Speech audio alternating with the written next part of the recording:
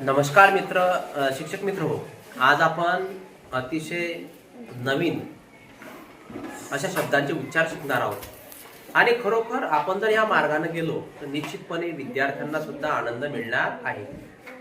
आपण जे आजपर्यंत शिकलो त्याची उजळणी आपल्याला विद्यार्थ्यांकडून करून घ्यायचीच आहे, परंतु त्याची उजळणी सोबत सोबत जे काही आपण नवीन शिकतो त्याचं सुद्धा दृढीकरण जर आपण करून घेतलं तर निश्चितपणे विद्यार्थ्यांना त्याचा सुद्धा फायदा होतो.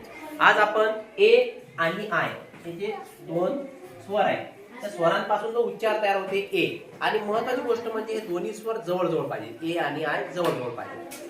जर असले तर त्याचा उच्चार काय होतो, तशा प्रकारचे शब्द त्याचा विद्यार्थ्यांना आज आपण सराव देणार आहोत.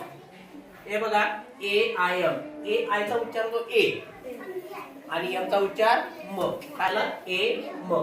मुद्दाम लिहिलं नाही ती. या ठिकाणी आपण विद्यार्थ्यांजवळून सुद्धा सराव करून घेणार आहोत.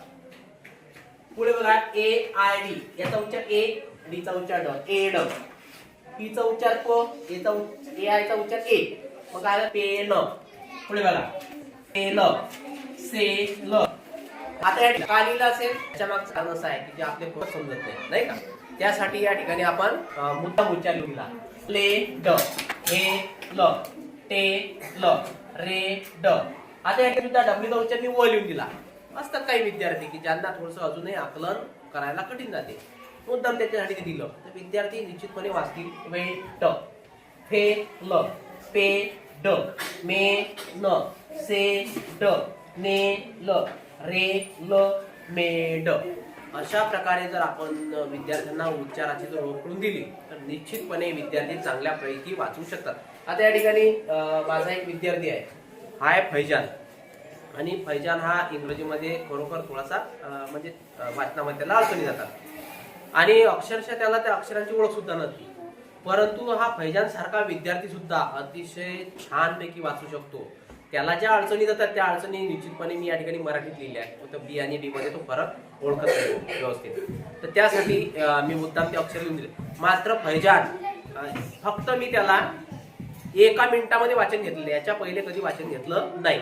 परंतु विद्यार्थी या पद्धतीनं कशा प्रकारे वाचू शकतात हे एक प्रात्यक्षिक आहे आणि या ठिकाणी आपल्याला फैजान वाचून दाखवणार आहे.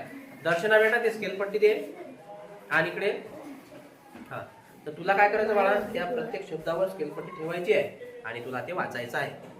सुरू कर, तू तुझं वाचन सुरू करून द्या. मन ए म. शाबास. ए ड. गुड बेटा. पे न. Very good. पे ल. गुड बेटा. से ल. गुड.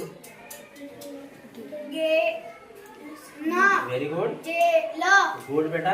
रे न. गुड. बे ट. Very good. ले ड. शाबास. हे ल. गुड. डे थांबा, तुम्ही सांगायचं. ल. हा रे ड.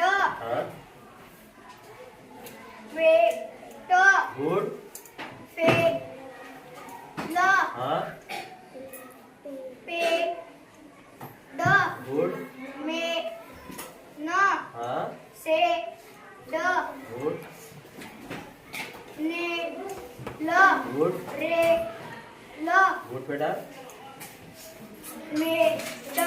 गुड. आपण काय करूया, या ठिकाणी फैजानसाठी जोरदार टाळ्या वाजवूया. हा, थांब बाळा.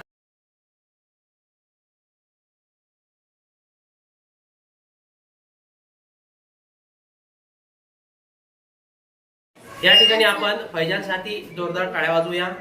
हा, बघा, वाजवा, टाळ्या वाजवा विद्यार्थी मित्रांनो. ओके, बघा, फैजान सारखेच अनेक असे विद्यार्थी आपल्या वर्गामध्ये असतात, परंतु त्या विद्यार्थ्यांच्या ज्या नेमक्या अडचणी आहेत त्या जर आपण ओळखल्या आणि त्यांना अशा प्रकारे जर मार्गदर्शन केलं तर निश्चितपणे त्यांना इंग्रजी वाचनामध्ये जी गोडी आहे ती त्यांची वाढेल आणि विद्यार्थी इंग्रजी वाचनाकडे अतिशय आनंदाने भरारी येतील. तर या ठिकाणी आपण फैजानला सुद्धा शुभेच्छा देऊया आणि अशाच प्रकारचा दररोजचा उपक्रम जर आपण घेतला आणि याच्यावर आधारित जर शब्द विद्यार्थ्यांना दिले तर निश्चितपणे विद्यार्थी आनंदाने त्याचा अभ्यास करतात. धन्यवाद.